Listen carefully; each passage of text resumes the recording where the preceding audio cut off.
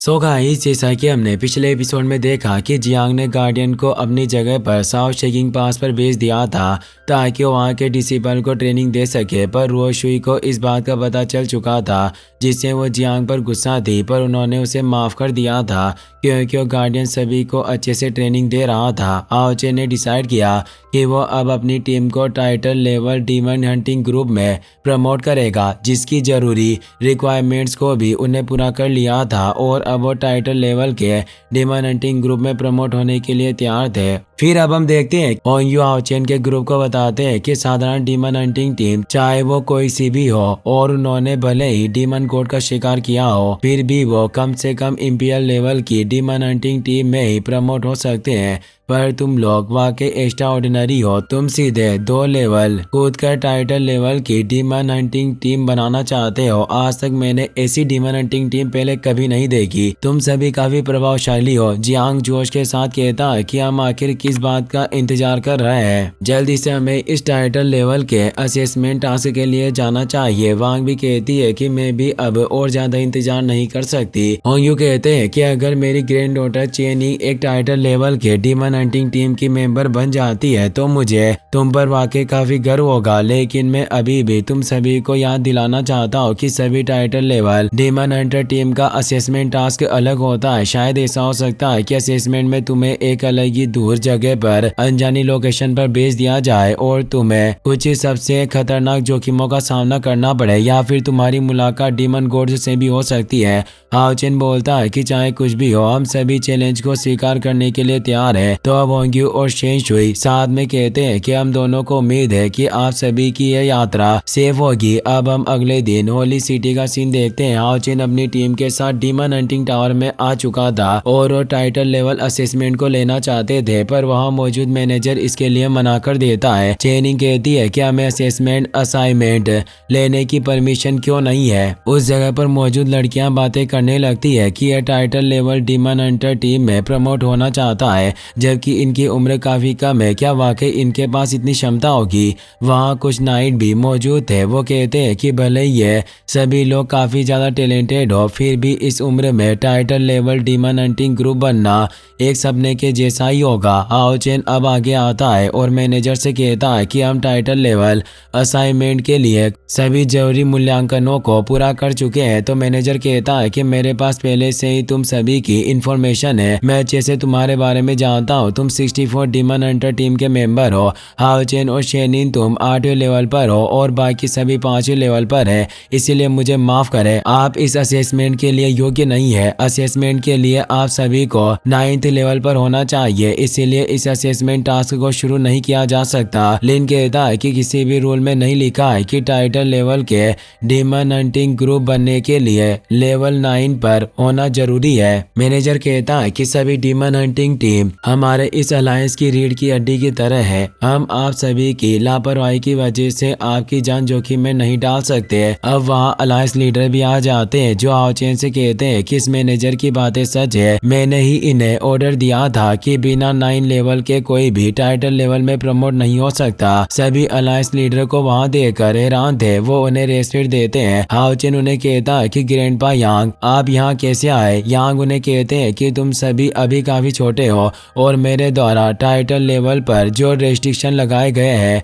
वो तुम सभी को प्रोटेक्ट करने के लिए ही है। अगर तुम सभी वास्तव में टाइटल लेवल के असेसमेंट में भाग लेना ही चाहते हो तो पहले तुम्हें मेरे इस टेस्ट को पास करना होगा। और वो वहाँ एक पोर्टल खोल देते हैं जिसके अंदर वो सभी चले जाते हैं। वहाँ मौजूद मैनेजर और बाकी सभी हैरान थे कि क्या ये सभी वास्तव में title level demon hunting team में प्रमोट होने के योग्य होंगे। अब हाओचेन और बाकी सभी एक अलग ही जगह पर आ चुके थे। उन्हें यांग की आवाज आती है। वो बताते हैं कि ये वो टेस्टिंग ग्राउंड है, यहाँ पर वो सभी डीमन गॉड्स के गोश्त मौजूद है जो इंसानों के इतिहास में हमारे नाइट्स के द्वारा हराए गए थे, और ये टाइटल लेवल के डीमन हंटिंग ग्रुप हमारे मानव जाति के लिए एक तेजधार की तलवार की तरह है जो हमें प्रोटेक्ट करते हैं और सबसे मजबूत डिमंस गॉड्स का सामना करते हैं। अगर तुम सभी वास्तव में एक 9 लेवल के डिमन गॉड को हराने में कामयाब हुए तो यह साबित हो जाएगा तुम सभी के पास title level demon hunting group assessment में पार्टिसिपेट करने की योग्यता है। अब वक्त आ गया है कि तुम्हें अलायंस को अपनी पावर साबित करनी होगी और वो अपनी पावर से उन्हें एक अलग ही डोमेन के अंदर भेज देते हैं। वो जगह डीमन टेरिटरी की तरह लग रही थी। हाओ चेन बोलता है कि क्या हम वास्तव में एक डीमन गॉड को चुनौती देने वाले हैं। तभी वहां आगे मौजूद पिलर पर लाइन फ्लेम डीमन गॉड आ जाता है जो 52 डीमन पिलर का गॉड एलोजर था जिससे पहले भी उनका सामना हुआ था जब एक्सोर्सिस्ट पास में उसने अटैक किया था और नंबर 1 असेसिन जिया यिन को मार डाला था और साथ ही डीमन एक्सोरिज्म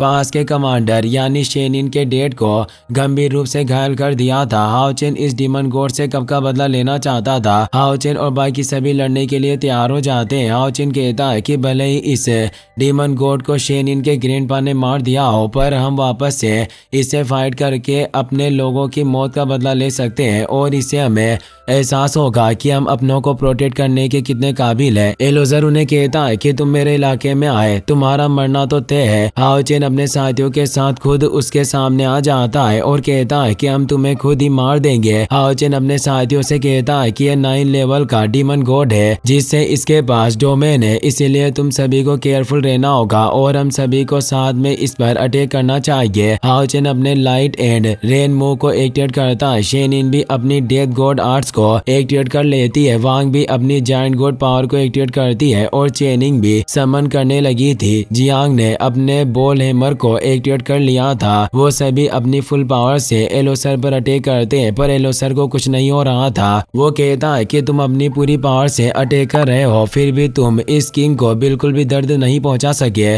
और अपनी पावर से उन सभी को दूर कर देता है। अब वो अपनी फायर से उन पर अटैक करने लगता है पर हाओ चेन अपनी सन एंड मून गॉड शील्ड से उस फायर बीम पावर को रोकने लगता है और उस सन एंड मून गॉड एनर्जी की वजह से वो सारी फायर दूर हो जाती है। हाओ चेन अब अपनी शॉट के अटैक से एक पावरफुल अटैक करता है जिससे तेज एक्सप्लोजन होता है। उन सभी को लग रहा था कि उन्होंने एलोसर को हरा दिया जिससे चेनी खुश हो रही थी। जियांग कहता है कि यह 52 डीमन पिलर का गॉड भी इतना पावरफुल नहीं है लेकिन तभी वो पूरी जगह हिलने लगती है क्योंकि एलोसर को कुछ नहीं हुआ था। वो बोलता है कि मैंने तुम सभी लोगों को कम आका और अब वो अपनी बोन शॉट से उन पर अटैक करता है। हाओ चेन जियांग को बचा लेता है।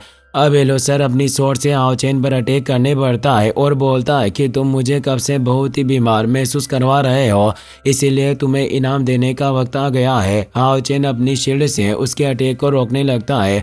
वो पूरी जगह एलोसर के पावर से क्रैक होकर बिखर रही थी पर वो सन एंड मून गॉड स्नेल एक डिवाइन आर्टिफैक्ट होने की वजह से उस अटैक को रोक पा रहा था। एलोसर हैरान हुआ बोलता है कि तुम इस किंग के अटैक को ब्लॉक करने में कामयाब रहे।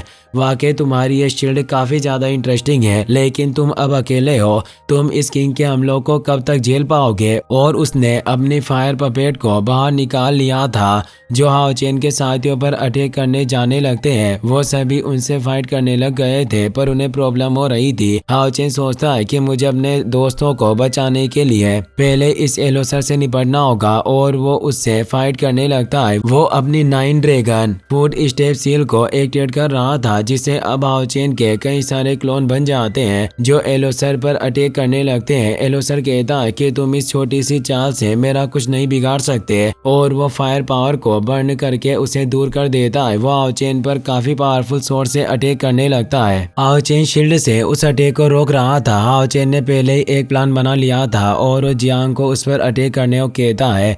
जियांग हैमर से उस पर अटैक करता है जिससे एलोसर दूर हो जाता है। एलोसर हाओ चेन के साथियों को देखकर हैरान था। लिन कहता है कि तुम्हारे वो चमचे हमें रोकने में कामयाब नहीं हुए, अब वक्त आ गया है कि हम तुम्हें खत्म करें। और अब लिन अपने फिनिक्स फायर स्काई क्लो को एक्टिवेट कर लेता है जिससे एक फिनिक्स से बॉडी बाहर आती है। चेनिंग अटैक करने के लिए माइडू को भेजती है। वांग अपनी शील्ड से सिल्वर स्पीड टोर्नेडो मूव को एक्टिवेट करती है जिससे वो लगातार एलोसर पर अटैक करते जा रहे थे। हान्यू अपनी एरोरा केस टेक्निक का इस्तेमाल करता है पर वो केस टूट जाता है लेकिन वो माइडू और लिन के अटैक से दूर गिर रहा था। अब शेनिन भी डेथ गॉड आर्ट के सोरो ऑफ डेथ आर्ट को एक्टिवेट कर लेती है, जिससे वो एलोसर पर पावरफुल अटैक करती है, जिसे वो काफी मुश्किल से रोक पाता है। और अब हाओ चेन भी अपनी डिवाइन टेक्निक को एक्टिवेट करने लगता है। वो अपनी दोनों शॉट को बाहर निकाल लेता है और 3 हेवनली सन जजमेंट को एक्टिवेट कर लेता है, जिससे एक जायंट फायरबॉल एलोसर की तरफ बढ़ता है, जिसे वो रोक नहीं पाता और वो सभी उसे पीटने लग जाते हैं। एलोसर कहता है कि तुम आखिर मुझे कैसे हरा सकते हो। हाओ चेन उसे बताता है कि मैंने तुम पर अपने 9 ड्रैगन फुट स्टेप ट्रैप में फंसाने की कोशिश की, पर उसमें तुम नहीं फंसे, लेकिन उसने तुम्हारे प्रोटेक्शन को कम कर दिया, क्योंकि तुम जितना सोचते थे मेरे टीम मेंबर उससे कहीं ज़्यादा पावरफुल है। और अब वो साथ मिलकर अटैक करने से एलोसर मर जाता है और अब एक पोर्टल उस डीमन हंटिंग टावर में ओपन होता है और एलोसर की बोन शॉट बाहर गिर जाती है। सभी ये देखकर हैरान थे कि हाओ चेन की टीम ने अलायंस लीडर के टेस्ट को पार कर लिया और अब वो सभी बाहर आ चुके थे। ग्रैंडपा यांग उन्हें कहता है कि ऐसा लगता है कि पिछले 1 साल में तुम सभी लोग काफी तेजी से आगे बढ़े और अब मैं तुम सभी को बधाई देता हूँ कि तुमने मेरा टेस्ट पास कर लिया और अब तुम टाइटल लेवल के demon hunting team assessment task को ले सकते हो। सभी इससे खुश होते हैं। वहाँ मौजूद लोगों को इस बात पर विश्वास नहीं होता। वो कहता है कि आज मुझे अपनी आंखों पर विश्वास नहीं हो रहा कि एक demon hunting team title level demon hunting team के असेसमेंट में हिस्सा ले रही है, जबकि ये सभी काफी यंग है। एक दूसरा नाइट कहता है कि मुझे पहले ही है फर्स्ट रैंक के warrior level demon hunting team member लग रहे थे, पर ये सभी काफी पावरफुल है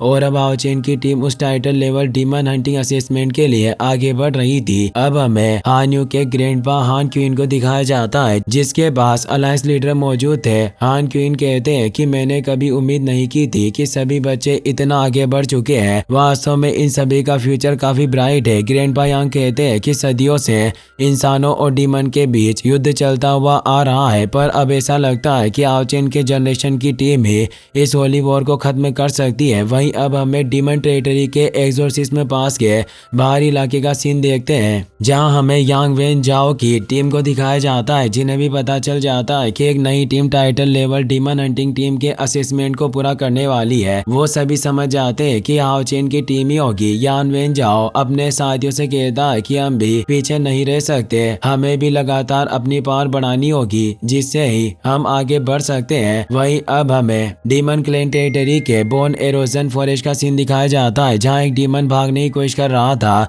पर फाइलेंट डीमन गॉड टीम उनका शिकार कर रही थी और चेन जीडियन उसे मार देते हैं। ये वही title level demon hunting group था जिनके लीडर यानी चेन जीडियन ने हाओ चेन को सोल शेकल्स दिए थे और उन्हें भी ये मैसेज मिल जाता है कि किसी ने title level demon hunting assessment को शुरू किया है। चेन जीडियन समझ जाते हैं कि जरूर हाओ चेन की टीम होगी और हाओ चेन को याद करते हुए कहते हैं कि हमारी जल्दी मुलाकात जरूर होगी। इसी के साथ ये एपिसोड यहीं पर खत्म हो जाता है। गाइस, अगर आपने अभी तक चैनल को सब्सक्राइब नहीं किया है तो सब्सक्राइब कर लेना, क्योंकि ये बिल्कुल फ्री है।